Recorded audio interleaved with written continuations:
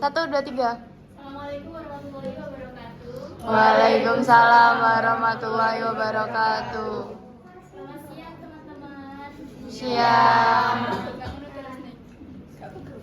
Kami dari kelompok 7 akan mempresentasikan hasil diskusi kami.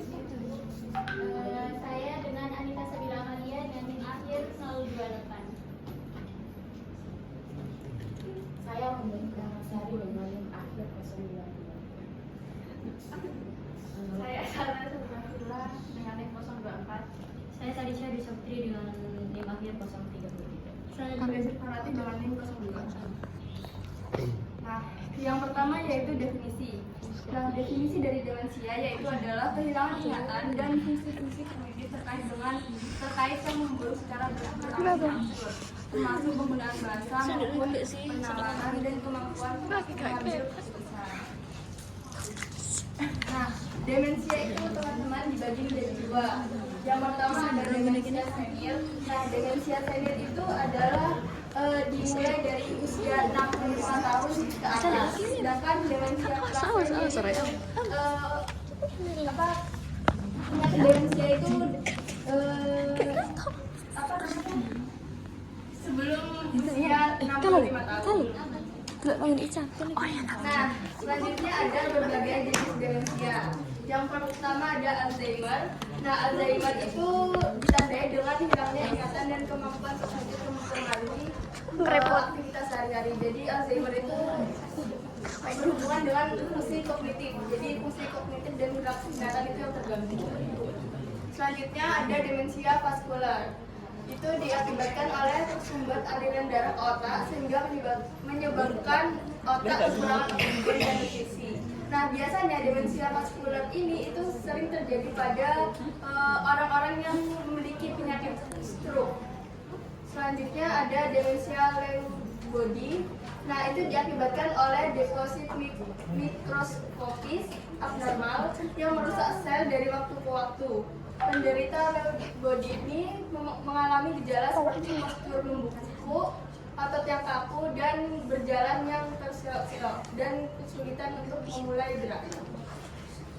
Oke, yang selanjutnya ada demensia frontotemporal.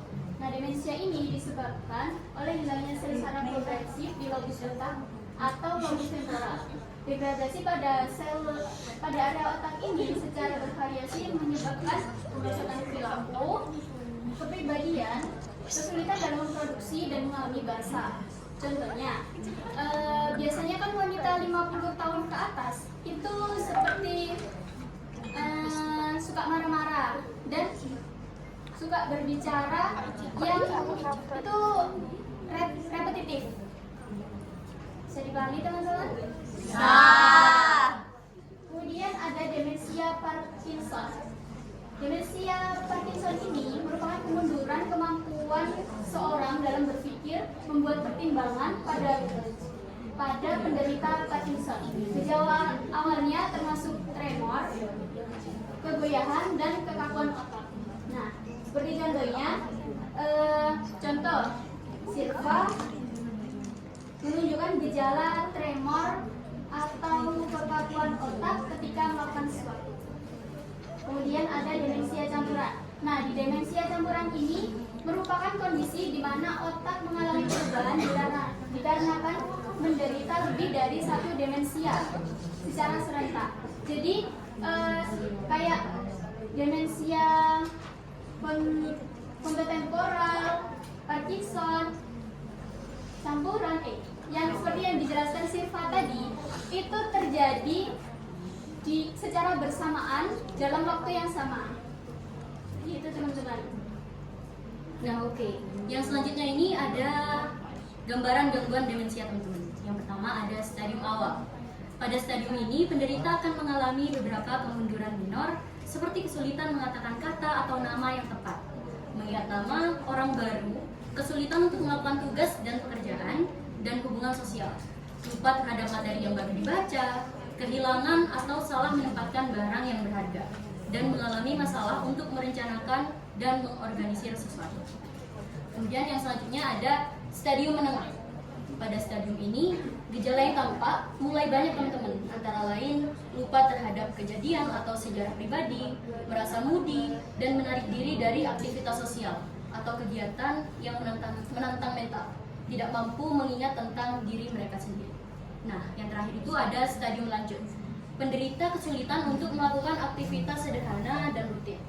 Gejala yang timbul antara lain kehilangan kesadaran akan pengalaman yang baru saja terjadi, mengalami kesulitan untuk berkomunikasi, dan sangat rentan terhadap infeksi seperti pneumonia. Di samping itu juga terdapat depresi, ansietas, tidak dapat diam, apatis, dan parano. Yang selanjutnya yaitu penyebab gangguan demensia. Secara umum demensia disebabkan karena kerusakan pada sel otak. Nah, ketika sel otak ini mengalami gangguan, maka akan mempengaruhi cara kita untuk berpikir, bersikap, dan mengontrol perasaan seseorang. Selanjutnya yaitu kriteria diagnostik. Kriteria ini dibagi menjadi dua, yaitu amnesia retrograd dan amnesia anterograd. Yang amnesia retrograd yaitu mengacu pada hilangnya ingatan tentang pengalaman yang traumatik. Yang amnesia entrograd yaitu mengacu pada ketidakmampuan untuk belajar atau mengingat materi baru setelah titik waktu tertentu. Selanjutnya ada pencegahan demensia. Yang pertama ada pencegahan primer. Pencegahan primer dilakukan sebelum terjadinya gejala. Tindakan yang dapat dilakukan adalah mengadopsi gaya hidup yang sehat, diantaranya diet sehat, tidak merokok, olahraga teratur, tidak cukup lakukan stimulasi kognitif, dan selalu melindungi kepala dari cedera. Terus yang kedua ada pencegahan sekunder. Pencegahan sekunder dilakukan setelah mulai muncul gejala. Warga dan perawat harus peka melihat gejala yang terjadi. Semakin cepat ditangani maka akan semakin baik. Tindakan yang dilakukan pada tahap ini adalah melakukan diagnosa dini dan pengobatan yang cepat dan cepat. Terus yang terakhir ada pencegahan sekunder. Pencegahan ini dilakukan pada saat masalah kesehatan terjadi sudah selesai.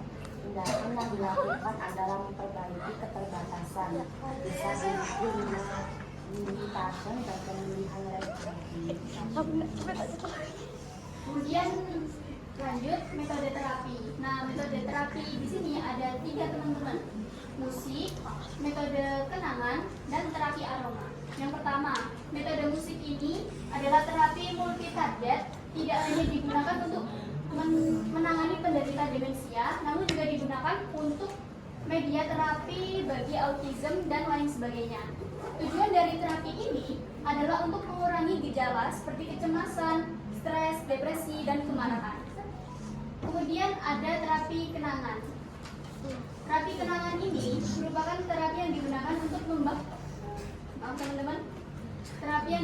untuk membangun kembali kenangan di masa lampau, seperti menggunakan barang yang memiliki makna khusus atau foto yang membantu pasien mengingat suatu masa tertentu dalam hidupnya. Nah, ini tuh kayak gini, semisal kita di masa kecil itu punya barang istimewa, entah itu guling kesayangan kita.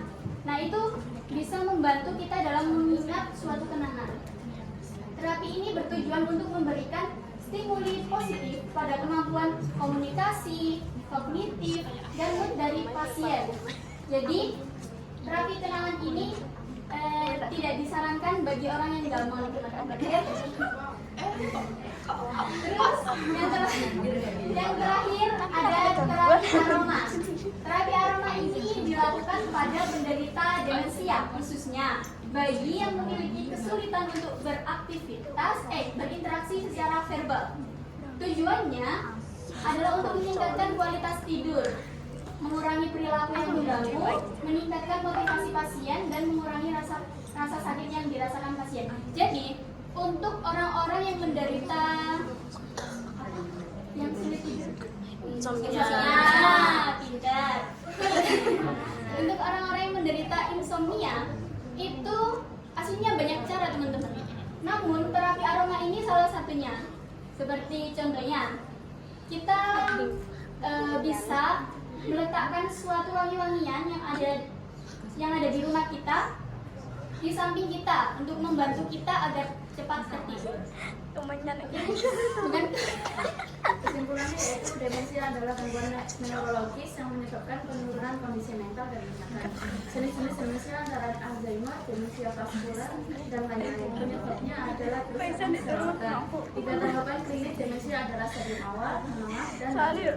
Pencegahan dapat dilakukan dengan 3 cara. Tidak ada penyembuhan, namun terapi dapat meringankan gejala seperti terapi kognitif, terapi perilaku, dan terapi psikoterapi. Sebentar teman-teman videonya. Iya. Sebenarnya telat. Tadi lupa. Salah aja. Sabar. Sabar, tampilkan videonya. Saya juga sabar mau lihat ibu. Belum.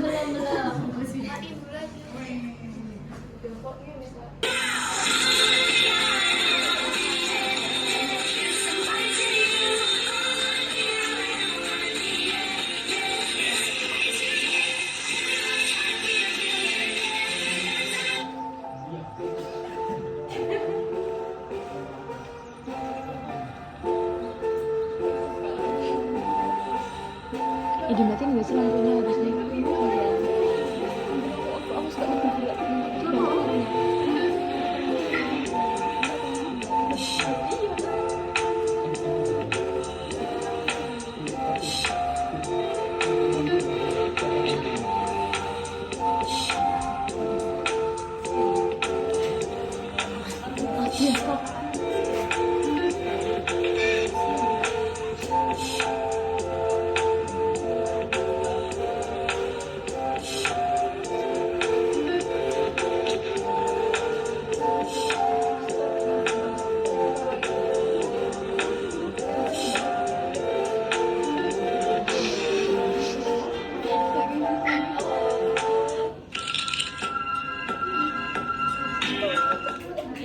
Nah, itu tadi.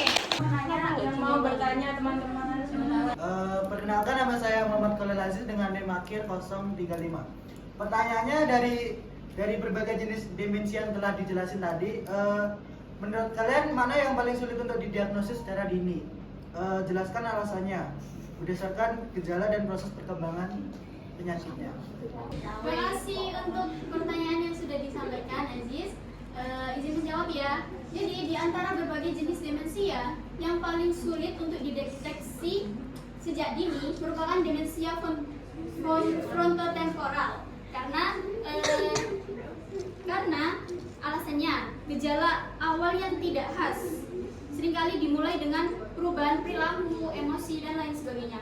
Kemudian usia awal lebih muda, seperti yang saya jelaskan tadi, itu dicontohnya mulai 50 tahun. Di sini dijelaskan cenderung munculnya itu pada usia 40 sampai 65 tahun. Jadi tidak beda jauh ya dari contohnya. Kemudian kurangnya biomarker spesifik. Biomarker spesifik ini tidak ada tes darah atau biomarker khusus yang mudah diakses untuk frontotemporal. Yang terakhir, masih kurang dikenali oleh tenaga medis. Jadi demensia frontotemporal ini masih jarang ditemui di tenaga medis. Jadi sangat kurang dikenali oleh tenaga medis. Seperti itu, Kang. Oh baik, terima kasih Teh. Sekian dari kelompok kami. Maaf ya, Waalaikumsalam. Waalaikumsalam.